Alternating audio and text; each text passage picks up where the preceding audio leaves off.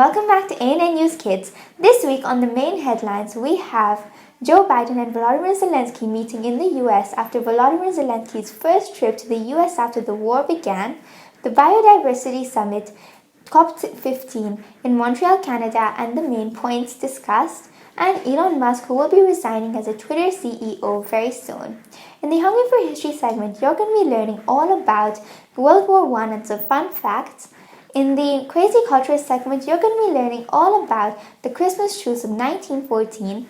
And in the Persona segment, we'll talk about Francis Ferdinand.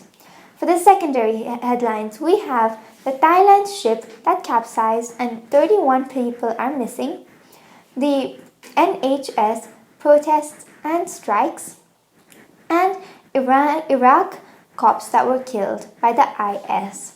We also have the California earthquake that killed 2 people. Hope you enjoy, and this week we are interviewing Mr. Emilien Joubert, who is an artist in Mauritius who has done many exhibitions. I really hope you enjoy. This interview will be conducted in French. Don't forget to like, subscribe, share, and comment below because we are trying to get to 1,000 subscribers. Thank you.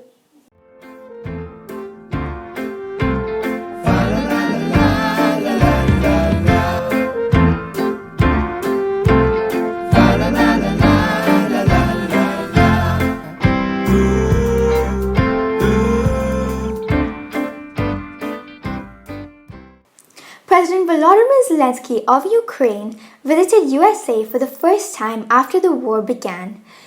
He and Joe Biden, the president of USA, talked during some meetings, and USA said that they will be there for Ukraine and do anything so that Ukraine wins the war against Russia, which is why President Joe Biden presented Ukraine with $2 billion in weaponry assistance.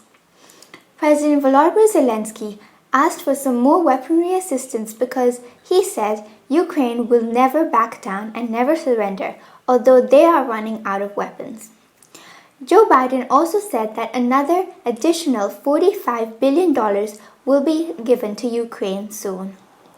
Joe Biden has already given $50 billion from USA to Ukraine for the help in the war. That is far more than any other country has given Ukraine. Many countries who have helped Ukraine are also facing a brunt because there are many problems right now in the world with the inflation and prices that are going up, as well as food problems around the world, which is why many countries are not giving that much to Ukraine now, although USA said that they're feeling perfect about it and they want to help more.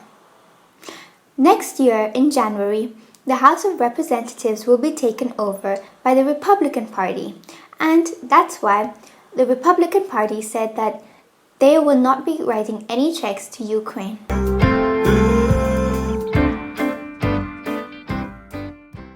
Elon Musk decided to resign as the Twitter CEO after he finds someone who is foolish enough to take the job, as he tweeted so himself.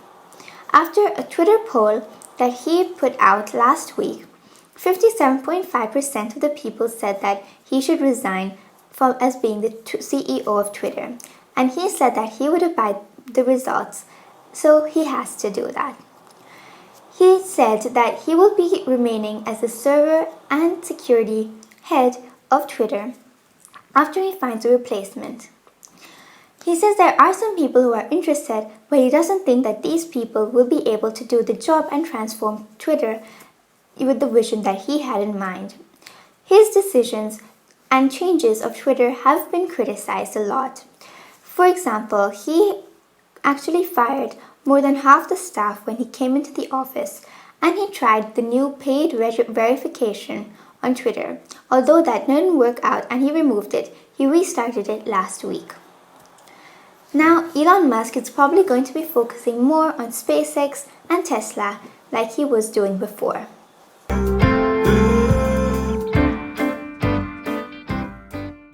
During the COP15 conference in Montreal this month, many nations came together to create a pact for biodiversity to make sure that 1/3 of the world will be saved before 2030. They said that they will be protecting ecosystems like rainforests and wetlands, that they would be respecting the rights of indigenous people and conserving biodiversity in areas that it's endangered.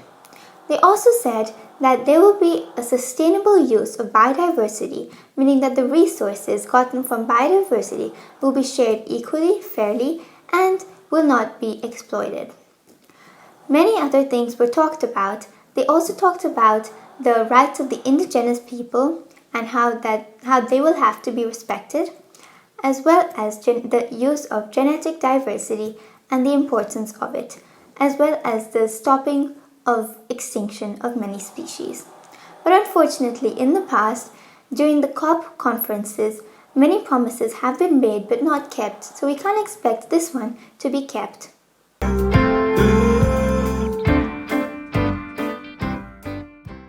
World War I was fought between the Triple Alliance and the Triple Entente. One alliance, the Triple Alliance, included Germany, Austria-Hungary, and Italy. And the Triple Entente, the opposing alliance, was made up of France, Russia, and England. There were more than 65 million men who fought in the war. Did you know that dogs used in the trenches were used in the trenches to carry messages? A well-trained messenger dog was considered a fast and reliable way to bring messages. It was actually the first major war where aeroplanes and tanks were used. Did you know that 90% of the 7.8 million soldiers from Austria-Hungary who fought in the war were either injured or killed? When the British invented the tanks, they called them land ships. The terrorist group who were responsible for the assassination of Archduke Franz Ferdinand was called the Black Hand Gang. Marie Curie actually helped to equip the vans with X-ray machines that enabled the French doctors to see bullets in the wounded men.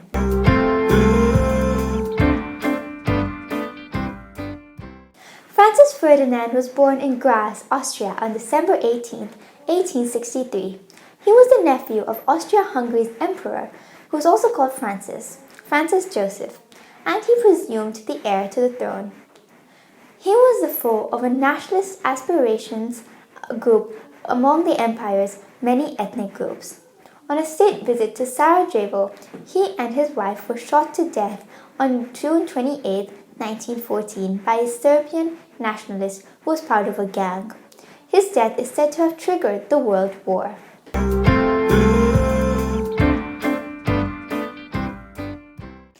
The Christmas truce of 1914 is one of the most interesting events during World War I. During the war and the fighting, soldiers along the Western Front stopped fighting in an unofficial ceasefire on Christmas. The truce took place along the Western Front in France, where the Germans were fighting both the British and the French. Since it wasn't an official truce, the truce was very different along the different points of the front. In some places, the soldiers continued to fight, but in many areas, most areas in fact, they stopped fighting and agreed to a temporary truce. In some areas, the soldiers even stopped fighting for just a day. But in others, they agreed to let each other recover their dead soldiers. However, in some points, there were also some interesting things, such as the soldiers from both sides met, talked to each other. They also gave each other gifts, shared food, sang Christmas carols, and even played games like football. In many areas, the truce began when German troops began to light candles and sing Christmas carols. Soon, British soldiers across the lines also started to join in or sing their own carols. And the generals feared this because they thought that this would cause the soldiers to be less aggressive in the future, as they would think that they could not hurt their own friends.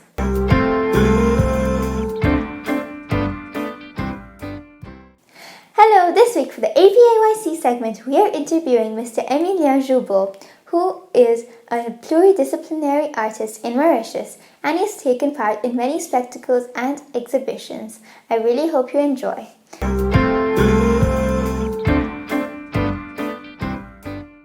Donc aujourd'hui, je me qualifie comme un autiste, oui, mais avant tout un curieux parce que en général, les autistes aiment bien se caser dans une technique ou une expérimentation et approfondir la chose Mhm. pour excel dans un truc. Et moi, je suis pas dans cette philosophie-là, je suis plutôt dans la curiosité. Donc, d'avoir plusieurs formats de choses à explorer. Donc, mais sinon, la partie plus officielle, c'est que je suis diplômé en fashion and textile. Donc, j'ai fait Mhm. des études de styliste comme ici. Et Mhm. après, j'ai jamais bossé dans une entreprise. J'ai toujours bossé pour moi, en fait. Donc, quand j'ai quitté mes études, je suis tout de suite rentré dans le, dans le jus, en fait. On est rentré directement dans le truc et j'ai fait tout ce qu'il y avait à faire pour gagner ma vie avec l'art. Donc, ça va du interior design, ça va du graphic design, ça va du product design, un peu de tout, quoi. Ouais, voilà. C'est bien. Ouais, Et, ça va. et normalement, chaque jour, qu'est-ce que vous faites? Euh, Ben, ça dépend. En fait, moi, l'avantage que j'ai, c'est que il n'y a pas de monotonie du tout. Donc, chaque jour est différent. Si je vous donne environ, par exemple, mes 3 derniers mois, j'étais en résidence à l'IFM. J'ai fini après 2 ans de travail pour remettre en place l'IFM d'un niveau artistique avec d'autres Mhm. artistes mauriciens. Je suis sorti d'un projet où je faisais de la décoration intérieure, du product design, etc. pour tout de suite après rentrer sur un film de Netflix, par exemple. Donc, où là, Oh, j'ai dû faire wow. toute la partie, ce qu'on appelle production design, ça veut dire tous les décos. Oui. Donc, j'ai fait 2 mois de film Netflix et quand j'ai fini Mhm. avec mon Netflix, je suis parti à La Réunion. Là, je rentre de La Réunion. OK. J'ai fait, Mhm. j'ai fait une résidence artistique chez un artiste réunionnais. Donc là, je sors de La Réunion, je rentre à Maurice. Et là, c'est maintenant que je commence à me dire, mais qu'est-ce que je vais faire l'année prochaine, tu vois? Donc, il n'y a pas vraiment de... chaque jour est différent. Ouais. Et c'est Donc, vraiment... des ton projet. Ouais, il y a beaucoup de différents projets. C'est pas... Il y a vraiment pas... Je sais... Enfin, quand je suis dans un projet, je sais ce que je vais faire demain matin. Mais là, actuellement, par exemple, j'ai quelques projets, mais qui sont pas trop... Donc, un peu en vacances, si tu veux, là. Oui. Ouais, Wow. ouais. C'est très intéressant.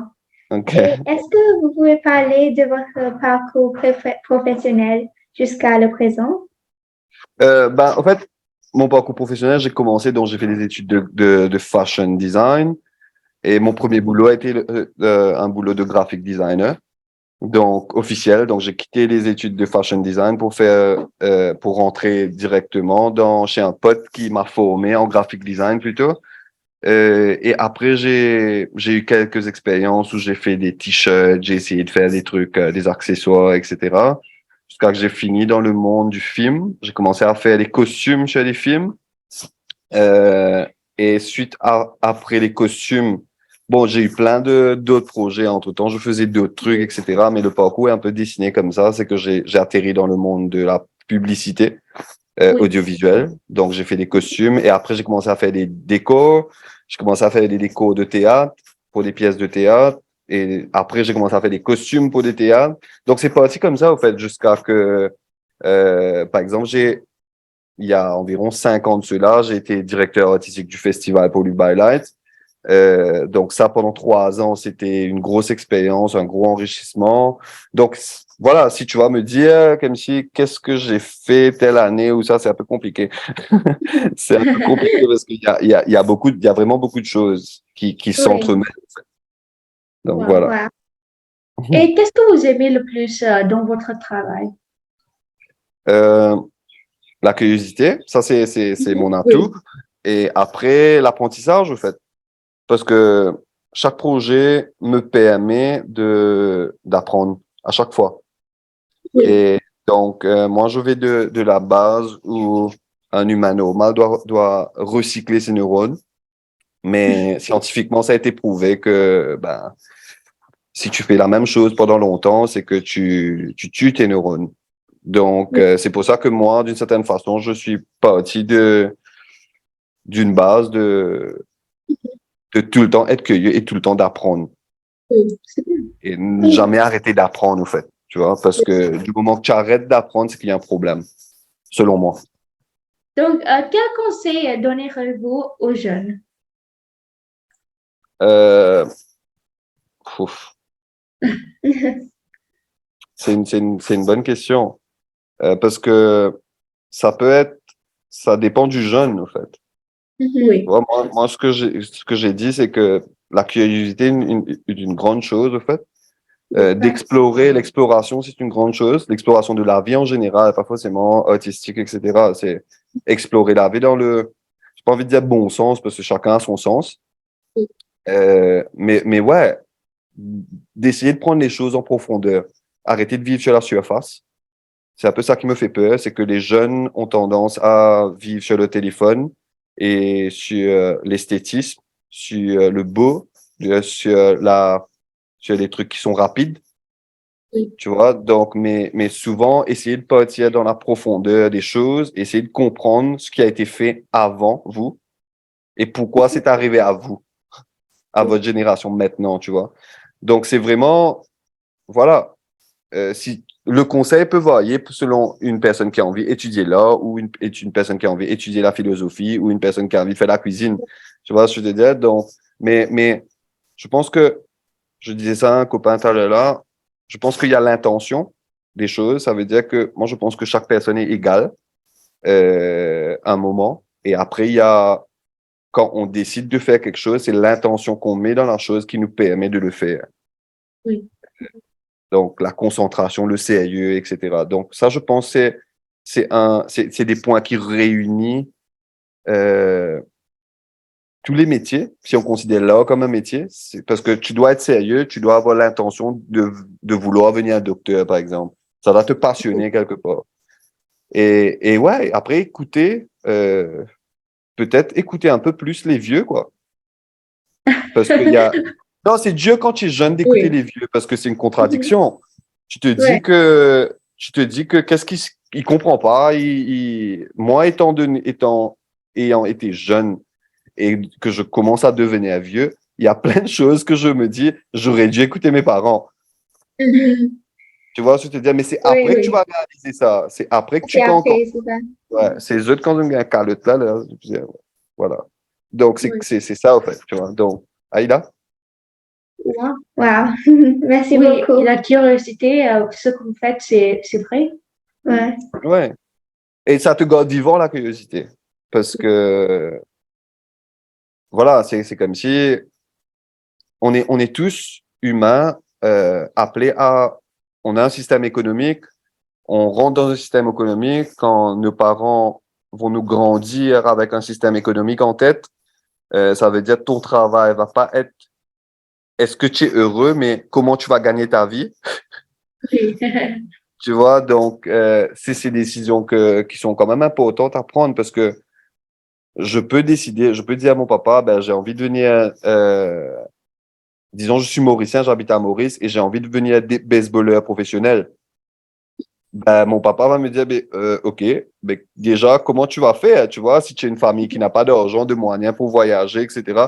Et ton papa, dans ce moment-là, c'est comme s'il voulait éteindre ton rêve, tu vois, parce que toi, tu as envie de ça, mais ton papa a le contexte de qu'est-ce qui se passe dans la réalité, un peu plus que toi, tu vois. Oui. Et, mais après, des fois, il y a des parents bonnets aussi. Et ça, on peut rien faire. Ouais. Ouais. Merci beaucoup pour votre temps aujourd'hui. C'était bien de vous parler. Ben, allez, bonne Merci journée. beaucoup. Au revoir, À plus merci. tard. Bye.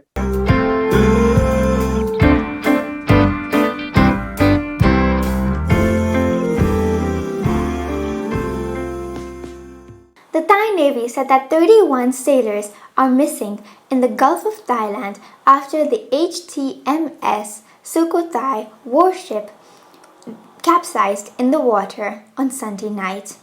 This ship was carrying more than 100 sailors and 75 of them have been rescued. It capsized because of a terrible storm that flooded the ship and took out all the power. There were many images showing how most of the sailors had to use rafts and bits that were floating in order to survive and stay afloat. 31 are missing and some of them are also injured. They don't know if they're alive or dead, but hopefully they'll find them soon. It's already been more than a week, and it seems like the authorities might have to try a bit harder in order to find the missing people. The authorities also said that this has never happened before in the history of Thailand because this ship was built in 1980s in the US and it was still in active use before capsizing, which is very surprising.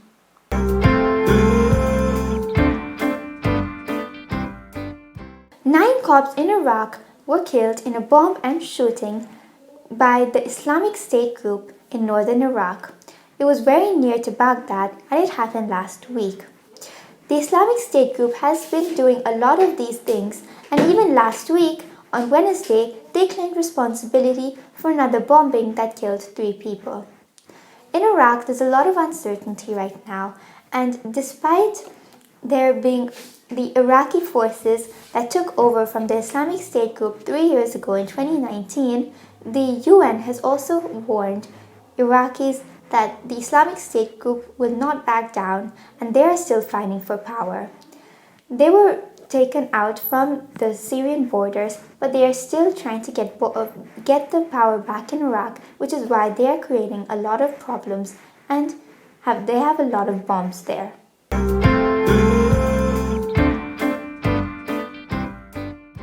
There was a magnitude of 6.4 earthquake. No. There was an earthquake of a magnitude 6.4 in Northern California last week. Many citizens and residents were shocked by this and were not prepared. It caused a lot of damage. For example, a lot of people were injured, many buildings were destroyed, and 2 people also died. Many homes were left without power, and they didn't even get power till more than a week. Some of them don't even have power yet.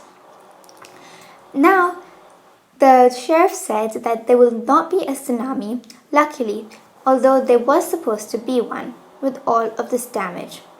There were also about 80 other small earthquakes that happened after this that were only between magnitude 4.6 and 2.5, so it wasn't that bad.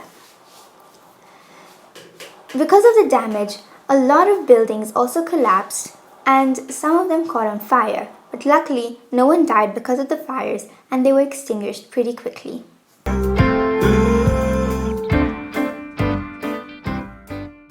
The government of UK was accused of complete stubbornness to change the pay of the NHS workers and ambulance workers in the UK by a health union boss.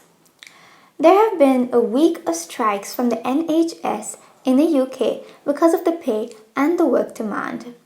Already, more than 1,000 surgeries and little appointments as well have been rescheduled, and it's creating a lot of havoc because the NHS will go on another strike this week. Many people are fed up, although the NHS has not been paid well, and they were expected to work all throughout the pandemic and even now without much pay. Despite that, the government decided to give them an average pay raise of more than 4% and that all of their minimum wage would be £1,400. Although it seems like 10,000 NHS workers will walk out on Wednesday and on 28 December.